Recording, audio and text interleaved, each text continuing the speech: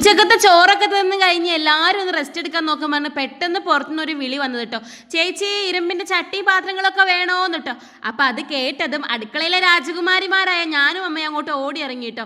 അപ്പോൾ രാമനാട്ടുകരയിൽ നിന്ന് 2 ആളുകൾ വന്നിട്ട് നല്ല അടിപൊളി പാത്രങ്ങളൊക്കെ കൊണ്ടുവന്നു കേട്ടോ.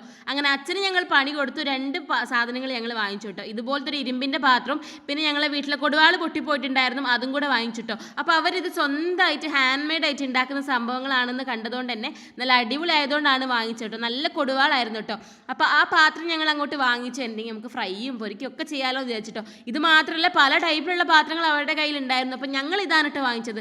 അങ്ങനെ രാത്രി തന്നെ അമ്മ അതിൽ കഞ്ഞിവെള്ളമൊക്കെ ഒഴിച്ചിട്ട് സെറ്റാക്കി വെച്ചു കേട്ടോ. പിന്നെ അത് ഉദ്ഘാടനം ചെയ്യാൻ വേണ്ടിയിട്ട് നമുക്ക് മീൻ പൊരിച്ച് തന്നെ അങ്ങോട്ട് ഉദ്ഘാടനം ചെയ്യാമെന്ന് വിചാരിച്ചിട്ട് ആ പാത്രത്തിലേക്ക് നല്ല വെളിച്ചെണ്ണയൊക്കെ ഒഴിച്ചിട്ട്, ഇത് ഇരുമ്പിൻ്റെ ചട്ടിയാണ് കേട്ടോ, അതുകൊണ്ട് നമുക്ക് ഇനി റെസ്റ്റ് വരുമെന്ന് പേടിയുണ്ടെങ്കിൽ നമ്മൾ കുറച്ച് എണ്ണയൊക്കെ തൂവി വെച്ചാൽ മതി എന്ന് ആ ചേട്ടൻ പറഞ്ഞിട്ടുണ്ടായിരുന്നു കേട്ടോ. അങ്ങനെ നല്ല അയക്കോറയൊക്കെ അങ്ങോട്ട് മുറിച്ചെടുത്തിട്ട് മസാലയൊക്കെ തേച്ചിട്ട് നമ്മൾ ചട്ടി ഉദ്ഘാടനം ചെയ്യാൻ പോവാണ് ഗൈസ്. നല്ല അടിപൊളിയാണ്, നല്ല വെയിറ്റ് ഉള്ള പാത്രമാണ് കേട്ടോ. അപ്പോൾ അങ്ങനെ പെട്ടെന്നൊന്നും വെടക്കാവില്ല എന്നാണ് എനിക്ക് തോന്നുന്നത്. ഇത്രയും ദിവസം ഉപയോഗിച്ചിട്ട് നല്ല അടിപൊളിയാണ് കേട്ടോ. രാമനാട്ടുകരയാണ് അവരെ വീടെന്ന് പറഞ്ഞു കേട്ടോ. എന്തായാലും അവരുടെ നമ്പറൊക്കെ നമ്മൾ വാങ്ങി വെച്ചിട്ടുണ്ട്.